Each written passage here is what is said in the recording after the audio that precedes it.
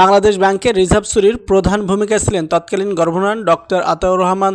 তার নির্দেশনায় হ্যাকিংয়ের মাধ্যমে $101 মিলিয়ন লুটের ঘটনা ঘটে।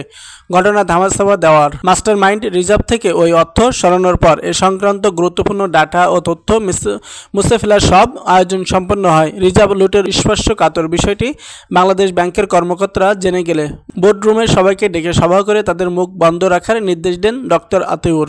রিজার্ভে থেকে অন্তত $2 বিলিয়ন লুট করার পরিকল্পনা অংশ হিসাবে সুইফটের সঙ্গে হঠাৎ করে RTGS real time gross settlement connection স্থাপন করা হয়। বাংলাদেশ ব্যাংকের তৎকালীন নির্বাহী পরিচালক শুভঙ্কর সাহার মধ্যস্থতা হ্যাকিংয়ের প্রথম অধ্যায়ে আরটিজিএস পরিকল্পনা আনা হয়। হ্যাকারদের হাতে তুলে দেওয়া হয় সুইফটের অ্যাক্সেস। পরিকল্পনার মতো আরটিজিএস সংযোগ স্থাপনের জন্য ভারতীয় নাগরিক নীলা ভান্নাকে ভাড়া করে বাংলাদেশ ব্যাংকে নিয়ে আসেন আতাউর। তাকে এই কাজে সহায়তা করেন বেসরকারি দুটি ব্যাংকের এমডি। আরটিজিএস স্থাপনের পর নীলা ভান্নান বাংলাদেশ ব্যাংকের ইন্টারনেট সঙ্গে সুইফটের সংযোগ স্থাপন করে দেন।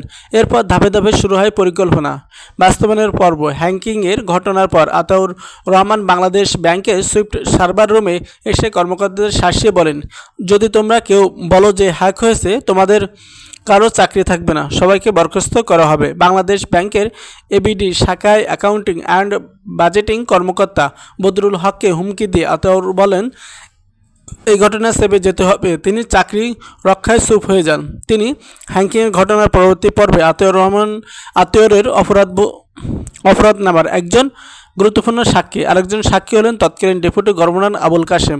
তিনি সুইফটের মাধ্যমে আরটিজিএস সংযোগ প্রদানের বিরোধিতা করেছিলেন, যে কারণে আরটিজিএস এর ফাইল তার মাধ্যমে কানেক্টিভিটি সংক্রান্ত অনুমোদন হওয়ার কথা থাকলেও গভর্নর আতাউর ক্ষমতার অপব্যবহারের মাধ্যমে সেই ফাইলে নিজেই সই করে চূড়ান্ত অনুমোদন দেন। অথচ ডাক্তার আতাউর এতদিন একজন সজ্জন ও সুশীল হিসাবে দেশের সবার কাছে সুপরিচিত ছিলেন, এমন মন্তব্য সংশ্লিষ্টদের।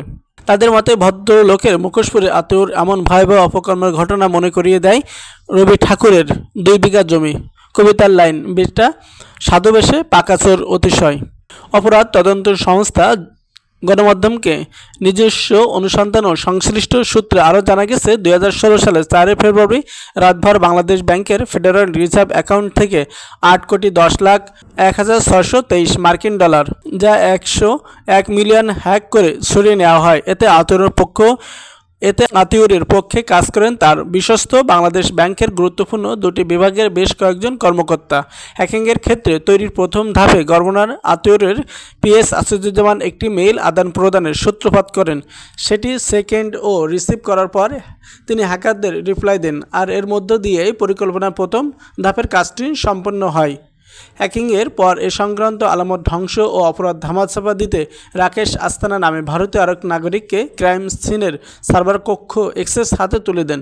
তদন্ত সংশ্লিষ্ট একজন দায়িত্বশীল কর্মকর্তা গণমাধ্যমকে বলেন, রাকেশ আস্তানাকে দিয়ে 39 দিন পরীক্ষা নিরীক্ষার নামে প্রক্রান্তে সব আলামত ডিলিট করেন আতাউর। নিয়ম হচ্ছে, সরকারি প্রতিষ্ঠান যদি কাউকে ধরনের মুছে ফেলা তথ্য পুনরুদ্ধার কাজ দিতে চায়, তাহলে টেন্ডার করে চুক্তিবদ্ধ হয়ে তাকে ভিতরে প্রবেশের অনুমতি দিতে হবে। তথ্য গোপনের অসৎ উদ্দেশ্যে এ ক্ষেত্রে তা করা হয়নি। ঘটনার পর মামলা কিংবা জিডি করতে দেননি আতাউর।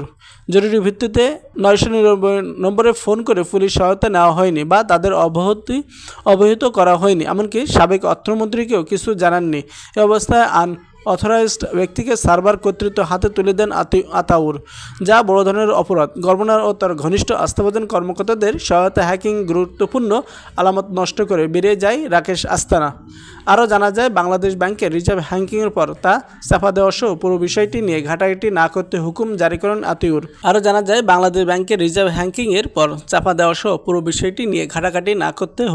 করেন আতাউর। অপরাধে জড়িতদের শনাক্ত করার ক্ষেত্রেও বড় ধরনের প্রতিবন্ধকতা সৃষ্টি করেন তিনি। হ্যাকিংয়ের মাধ্যমে অর্থ লুটের পর তিনি ঘটনাটি আড়াল করতে কোনো দপ্তর, যেমন গোয়েন্দা সংস্থা, আইসিটি মন্ত্রণালয়, স্বরাষ্ট্র মন্ত্রণালয় কিংবা রিজার্ভ হ্যাকিংয়ের বিষয়ে অপরাধীদের শনাক্ত করার ক্ষেত্রে সহায়তাকারী কোনো ব্যক্তি কিংবা প্রতিষ্ঠানেরও সহায়তা নেননি। ফিলিপিন্সের একটি পত্রিকার মাধ্যমে খবর ছড়িয়ে পড়লে বাংলাদেশ ব্যাংকের রিজার্ভ হ্যাকিংয়ের বিষয়টি সামনে আসে।